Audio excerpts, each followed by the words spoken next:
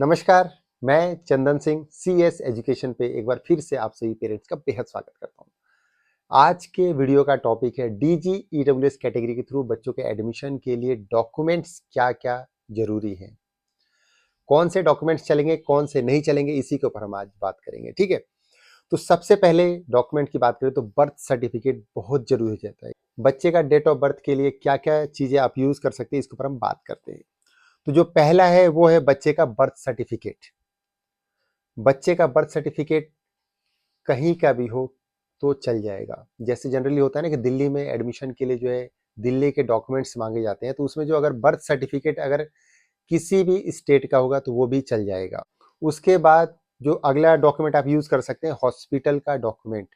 जिस हॉस्पिटल में बच्चे का जन्म हुआ होगा वहाँ का अगर रजिस्टर में मेंटेन हुआ होगा या डॉक्यूमेंट्स में वहाँ का अगर कोई आपके पास है तो वो भी आप यूज कर सकते हैं बच्चे के बर्थ सर्टिफिकेट के तौर पर। ठीक है, वैसे बर्थ सर्टिफिकेट अलग होता है लेकिन बच्चे के जन्म प्रमाण पत्र के लिए आप इसको भी यूज कर सकते हैं। उसी तरह से अगर बच्चे का आंगनवाड़ी का अगर कोई रिकॉर्ड है तो वो भी आप यूज कर सकते हैं बच्चे के जन्म प्रमाण पत्र के तौर पर। अगर ये भी अगर ना हो तो बच्चे के मदर फादर जो है सेल्फ डिक्लेरेशन दे सकते हैं और उसको भी यूज किया जा सकता है एज अ बर्थ सर्टिफिकेट या जन्म प्रमाण पत्र के तौर पे। ठीक है, तो ये बच्चे के पेरेंट्स या गार्जियन जो भी होंगे वो भी दे सकते हैं। तो ये बात हो गई बर्थ सर्टिफिकेट की, यानी जो बच्चे के लिए बहुत जरूरी हो जाता है क्योंकि इसी से बच्चे की एज का पता चलता है कि बच्चा कितनी उम्र का है और कौन सी क्लास के लिए एलिजिबल है। उसके बाद अगला जो इम्पोर्टेंट डॉक्यूमेंट आ जाता है वो आता है कि ईडब्ल्यूएस के लिए क्या क्या डॉक्यूमेंट्स चाहिए होंगे और डीजी कैटेगरी वालों के लिए क्या क्या चाहिए होंगे। तो पहले हम ईडब्ल्यूएस वालों के लिए बात कर लेते हैं कि ईडब्ल्यूएस के थ्रू जो पेरेंट्स एडमिशन के लिए अप्लाई करने वाले हैं उनके लिए क्या क्या डॉक्यूमेंट्स अगर होंगे तो चल जाएंगे। तो इसमें सबसे पहला आ जाता है आपका अगर ईडब्ल्यूएस सर्टिफिकेट बना हुआ है तो वो चल जाएगा। साथ में आपको इनकम का प्रूफ दिखाना पड़ेगा। ध्यान रहे कि ये जितने डॉक्यूमेंट्स होंगे जो आपके ईडब्ल्यूएस से रिलेटेड होंगे या डीजी से रिलेटेड होंगे ये आपके दिल्ली के होने चाहिए।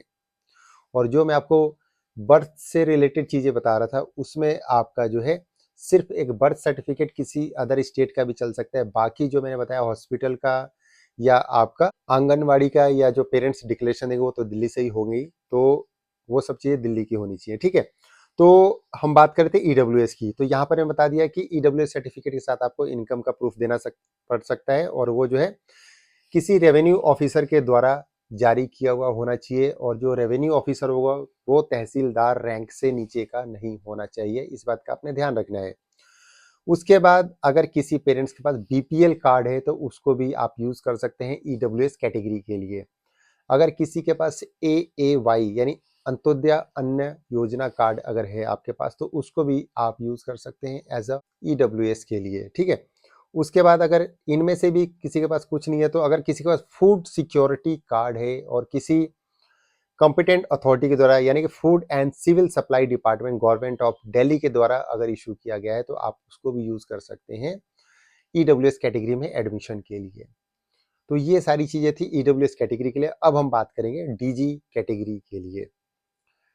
एसटी, ओबीसी और एससी, ओबीसी एनसीएल वालों के लिए बच्चे का कास्ट सर्टिफिकेट जरूरी होगा। इस बात का आपने ध्यान रखना है और ये जो है किसी रेवेन्यू ऑफिसर के द्वारा बना हुआ होना चाहिए और लेस देन तहसीलदार रैंक से नीचे का नहीं होना चाहिए।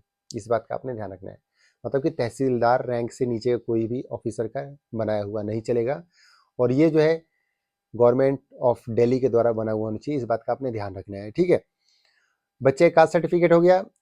उसके बाद आता है चिल्ड्रन विद स्पेशल नीड्स। जो बच्चे स्पेशल चाइल्ड हैं तो उनका जो सर्टिफिकेट है वो भी जो है दिल्ली गवर्नमेंट के द्वारा बना होना चाहिए या हॉस्पिटल गवर्नमेंट हॉस्पिटल जो गवर्नमेंट हॉस्पिटल होते हैं उनके द्वारा बना हुआ होना चाहिए, तभी वो मान्य होगा। इस बात का आपने ध्यान रखना है।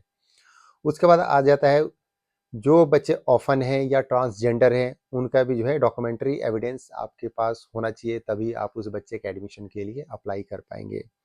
साथ ही साथ जो बच्चे जो है एचआईवी से अफेक्टेड हैं उनका भी अगर डॉक्यूमेंट्स वगैरह होगा तो आप एचआईवी डॉक्यूमेंट्स लगा करके भी जो है बच्चे के डीजी कैटेगरी से एडमिशन के लिए अप्लाई कर पाएंगे। तो दोस्तों अगला जो डॉक्यूमेंट आता है तीसरे नंबर पे आता है वो आता है एड्रेस प्रूफ का। दो चीजें मैंने आपको बता दी, बर्थ सर्टिफिकेट का, और दूसरा हो गया कि ईडब्ल्यूएस और डीजी के लिए क्या क्या डॉक्यूमेंट चाहिए, ये भी मैंने आपको बता दिया। तीसरा आ जाता है आपका एड्रेस प्रूफ का। जनरली इसके बारे में बहुत सारे पेरेंट्स गलती करते हैं, थोड़ा सा ध्यान से सुन लीजिए, हो सकता है कि आपके काम आ जाए वीडियो। वैसे तो केंद्रीय विद्यालय स्कूल के ऊपर मैंने बहुत सारी वीडियोस बना दी, लेकिन डीजी ईडब्ल्यूएस के ऊपर कमेंट्स आ रहे थे कि उसके बारे में कुछ बताइए, तो सोचा इसके ऊपर भी वीडियो आप लोगों से शेयर करता हूँ।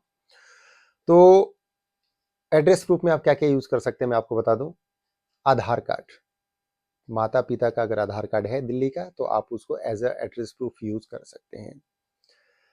अगर राशन कार्ड है बच्चे के माता पिता का तो आप उसको भी जो है as a address proof use कर सकते हैं। उसके अलावा वोटर आईडी अगर आपके पास है और बच्चे के माता पिता के नाम से है, दिल्ली का है, तो आप उसको भी as a address proof use कर पाएंगे। उसके अलावा इलेक्ट्रिसिटी बिल अगर आपके पास है तो उसको भी आप as a address proof use कर पाएंगे। उसके बाद वाटर बिल, पानी का बिल अगर आपका आता है तो उसको भी आप as a address proof use कर पाएंगे। उसके अलावा आपका टेलीफोन का बिल जिसको कि MTNL बिल कहते हैं, वो भी अगर आपके पास है तो उसको भी आप as a address proof use कर पाएंगे। उसके अलावा डोमिसाइल सर्टिफिकेट भी अगर आपके पास है तो वो भी आपका चल जाएगा एज अ एड्रेस प्रूफ। ध्यान देने वाली बात यह है कि ये जितने भी एड्रेस प्रूफ मैंने आपको बताए ये दिल्ली के होने चाहिए, और साथ ही साथ ये जब आप एड्रेस ऑनलाइन फॉर्म में भरेंगे तो इसी एड्रेस के बिहाफ पर आपको उस एरिया के नियर बाई का स्कूल सेलेक्ट करने का, चयन करने का आपको ऑप्शन मिलता है कि स्कूल से घर तक की दूरी कितनी है, टिक करने का ऑप्शन मिलता है। जब रजिस्ट्रेशन स्टार्ट होंगे तो बाकी मैं डेमो दे करके भी आपको समझाऊंगा। लास्ट ईयर भी मैंने इस टॉपिक पे वीडियो बनाया था और काफ़ी पेरेंट्स को उस वीडियो से हेल्प मिला था, और बहुत सारे पेरेंट्स के बच्चों को दाखिला भी मिला था मेरी वीडियो देख करके, फॉर्म भरने में गलती करने से बचे थे और खुद अपना फॉर्म भर पाए थे। ठीक है, तो अगला जो डॉक्यूमेंट आप यूज कर सकते हैं वो है पासपोर्ट। पासपोर्ट भी आप यूज कर सकते हैं, अगर बच्चे के माता पिता में से किसी एक है तो आप उसको भी as a address proof use कर सकते हैं। एक बात मैं यहाँ पे बताना चाहूंगा कि मैं जब एडुडेल की वेबसाइट पे चेक कर रहा था तो वहाँ पर रेंट एग्रीमेंट को as a address proof not acceptable लिखा हुआ है, कि मतलब वो वैलिड नहीं माना जाएगा प्रूफ। तो जो रेंट एग्रीमेंट होगा वो आप एज अ एड्रेस प्रूफ उसको नहीं आप कंसीडर कर सकते हैं। ठीक है, उसके बाद पेरेंट्स एक और चीज़ बताना चाहूँगा आप सभी पेरेंट्स को कि अगर आप अपने बच्चे के एडमिशन के लिए फॉर्म भरने वाले हैं तो आप एक वैलिड इंडियन सिम कार्ड आपके पास होना चाहिए जो अभी करंट में चल रहा हो, क्योंकि एडमिशन से रजिस्ट्रेशन से रिलेटेड सारे अपडेट्स आपके उसी नंबर पे आएंगे जिस नंबर से आप रजिस्ट्रेशन करेंगे और रजिस्ट्रेशन फॉर्म में आप डिटेल्स उसकी भरेंगे। तो एक मोबाइल नंबर आपके पास ऐसा होना चाहिए जो आपका करंट में लगातार चल रहा हो। साथ ही साथ आपके पास एक ईमेल आईडी भी होना चाहिए जो कि आपको जरूरत पड़ सकता है रजिस्ट्रेशन के टाइम पर, और वो आपके पास होना चाहिए। ठीक है, फॉर्म जो है इसके ऑनलाइन भरे जाते हैं दोस्तों। एक और बात बता दो कि बच्चे के माता पिता का आधार कार्ड मैंडेटरी है, वो आपके पास होना चाहिए रजिस्ट्रेशन के टाइम पे। डॉक्यूमेंट से रिलेटेड ये वीडियो मेरा बनाने का मोटिव ये था क्योंकि अभी रजिस्ट्रेशन स्टार्ट होने में हो सकता है कुछ दिन हो या कुछ हफ्ते हो, तो उससे पहले अगर आपके पास कोई डॉक्यूमेंट्स अगर आपके पास नहीं है तो आप उसको टाइम से तैयार कर लें। आगे आने वाली वीडियो में जो आपको काफ़ी खास खास बातें पता चलने वाली है, आरटी के थ्रू जो बच्चों के एडमिशन होते हैं, यानी डीजी ईडब्ल्यूएस के थ्रू जो बच्चों के एडमिशन होते हैं, इसके लिए क्या क्या सावधानियां बरतनी है, क्या क्या गलतियां नहीं करनी है, इसके ऊपर मैं जल्द ही वीडियो लेकर के आऊँगा और आप लोगों के साथ शेयर करूंगा, ताकि रजिस्ट्रेशन फॉर्म भरते टाइम वो गलती ना करें और ज़्यादा से ज़्यादा चांसेस हो कि आपके बच्चे के एडमिशन लिस्ट में नाम आ जाए। वो ऐसी कौन सी गलतियां हैं जो आपने नहीं दोहरानी है, इसके ऊपर हम अगली वीडियो में बात करेंगे। वीडियो अच्छी लगी तो CS एजुकेशन को सब्सक्राइब कीजिए और अधिक पेरेंट्स के साथ शेयर कीजिए। आज के लिए बस इतना ही, तब तक के लिए थैंक यू, बाय बाय, नमस्कार।